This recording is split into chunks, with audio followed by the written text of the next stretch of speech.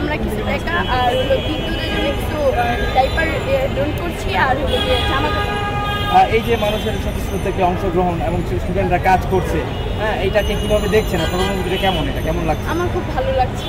এমনকি আমরা friend circle মিলে এই উদ্যোগটা নিয়ে আমাদের খুব কারো কাছে হেল্প নিতে গেছি, অনেকে বলছে আমাদের পট বলে অনেক কথা বলছে যে এখনো কি বন্যা আছে নাকি, যে তোমরা এখন এরকম করছো, কতদিন আর কত মানুষকে দিব, এরকম অনেক নানা ধরনের কথা বলছে। কোন জায়গা থেকে টাকাগুলো কালেক্ট করেছেন, প্রক্রিয়াটি যদি একটু বলতেন কিভাবে করবেন? আমরা ভাটা থেকে, তারপর নতুন বাজার থেকে, ওইদিকে যে অলিগুলি আছে ওদিক থেকে দোকানপাট আমি করছি। আর আমরা নিজেরাও কিছু দিচ্ছি, ফ্যামিলিরাও দিয়েছে, সব মিলতে করে আর কি। আমি চাই আরও যদি কেউ, এখন তো অনেকে আসে বাসায় বসে যে অনেকে কিন্তু ফ্যামিলিতে আসতেও দেয়নি, আমাদের ফ্রেন্ড সার্কেলের মধ্যে অনেকের আসতে দেয়নি। তো আমি চাচ্ছি যে তারাও ওই উদ্যোগটা নিয়ে কাজটা করুক, খুব ভালো হয়। আমরা বাটা থেকে আসছি, গুজরাট ইসলাম কলেজ থেকে। আচ্ছা, আপনারা কি ডোনেট করেছেন? হ্যাঁ, আমরা ডোনেট করেছি।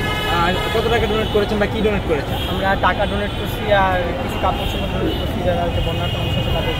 বন্যা দুর্গত এই যে মানুষ দেখছেন, মানুষ আসলে বন্যা দুর্গত অবস্থায় রয়েছে, তাদের নিয়ে কি ভাবনা এবং ছাত্ররা যেভাবে একটি উদ্যোগ নিয়ে কাজ করছে এই বিষয়টি নিয়ে খুব আমি ফার্স্টে তাদের অ্যাপ্রিসিয়েট করবো যারা এই যে উদ্যোগে নিচ্ছে। আর এই যে আমরা কিছুদিন যাবত টাকাগুলো কালেক্ট করছিলাম, এই সময় অনেক মানুষ ছিল যারা আমাদের আর অনেকভাবে খারাপ কথা বলছে, যেন আমার ফ্রেন্ডদেরকে, মেয়েরা ওদেরকে মানে কুটুক্তি করে কথা বলছে, আবার আমাদের অপমানজনক কথা বলছে যে আমরা ব্যবসা শুরু করছি। তো এটা মানে আমরা অনেক কিছু বলছে আমাদের খারাপ, কিন্তু আমাদের কোনো কান্দি নেই, কারণ আমাদের যদি 10 জন অ্যাপ্রিসিয়েট করে একজন খারাপ কথা বলে আমরা এটা মাথা নিব না। আমরা আমাদের কাজটা এগিয়ে যাবো এবং আমরা তাই